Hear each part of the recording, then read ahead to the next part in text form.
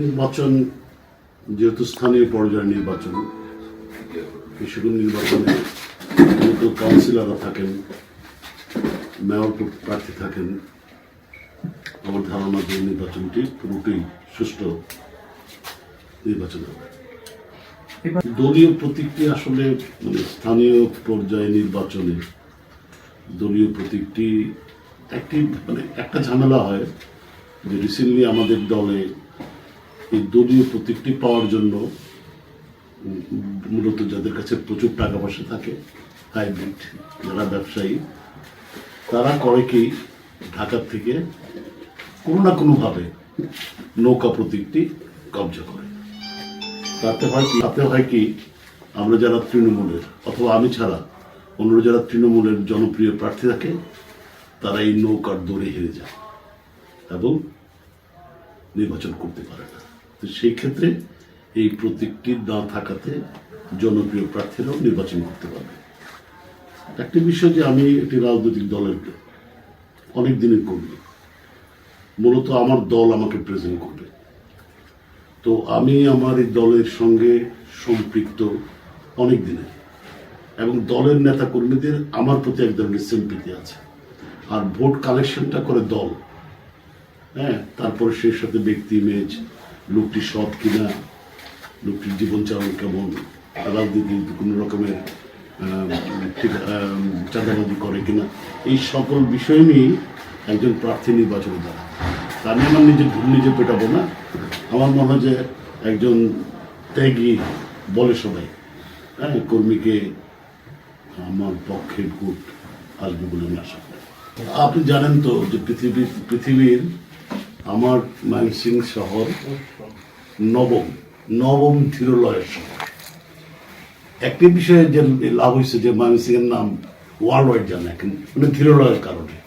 এখানে অপরিকল্পিতভাবে রাস্তাঘাট, একটা শহরের 25 ভাগ রাস্তা থাকতে হবে, আমাদের এখানে মাত্র 8 ভাগ রাস্তা।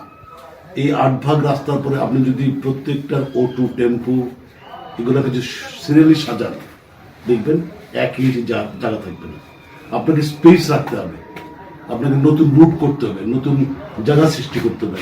আর আরেকটি হলো যে এখানে প্রচুর পরিমাণে অটো, টেম্পু আরো বিভিন্ন নামে লাইসেন্স দেওয়া হয়েছে। আমরা শুনে থাকি যে লাইসেন্সের বিষয়ে 7,000 টাকা লাইসেন্স, সেকেন্ডারি মার্কেটে যায় তখন 80,000 টাকা হয়। এবং এই যে রং লাগানোর একটা বিষয় আছে, প্রতিবার গাড়িতে রং লাগায় সবুজ, এটির জন্য 4,500 টাকা নেওয়া হয়। এইভাবে অপরিকৃতভাবে এই দেখেন একটা শালবন, একটা এখান থেকে সরিয়ে নেওয়া হয়েছে হসপিটালের সামনে, সেখানে তো একটা বিশাল জায়গা। তো এইসব যানজট নিরসন কল্পে আসলে আপনার এই যে এগুলো কিন্তু শৃঙ্খলার মধ্যে আনতে হবে, এগুলো একটা লিমিটেশন থাকতে হবে। আমার মনে হয় যে এই ধীরলয় শহরকে গতির শহর করা যাবে। ফুটপাত মানুষের জন্য, হাঁটার জন্য ফুটপাত।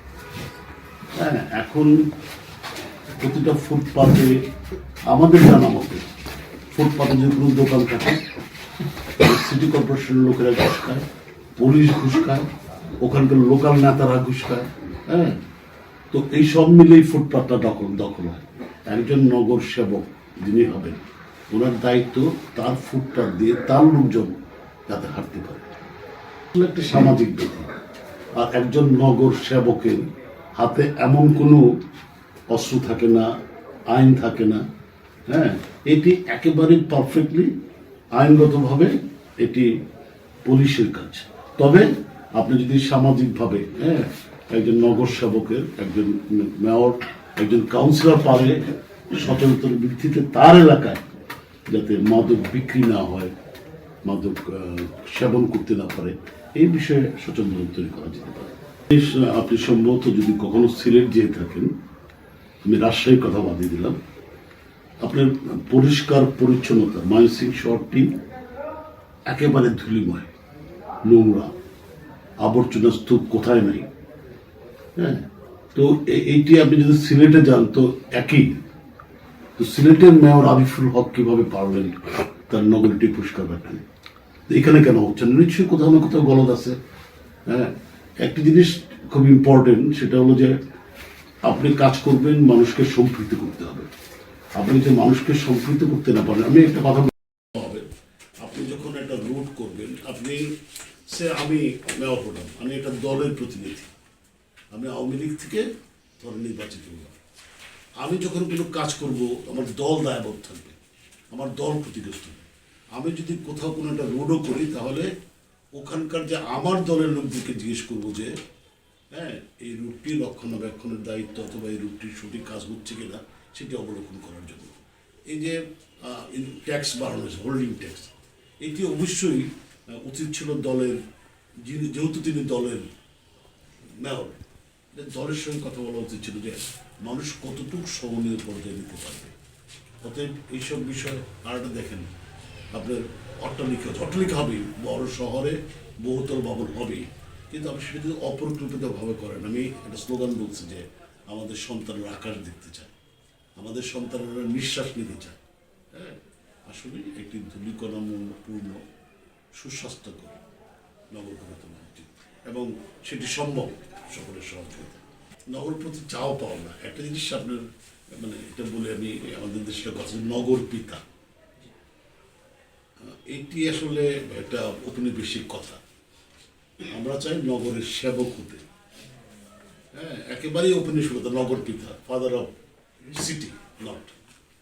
আমরা নগরের সেবক হতে চাই। সেবক হওয়ার জন্য একটি সিটির জন্য এবং এখানে যারা জনগণ বসবাস করবে তাদের বসবাসযোগ্য একটা সিটি গড়ে তুলতে চাই।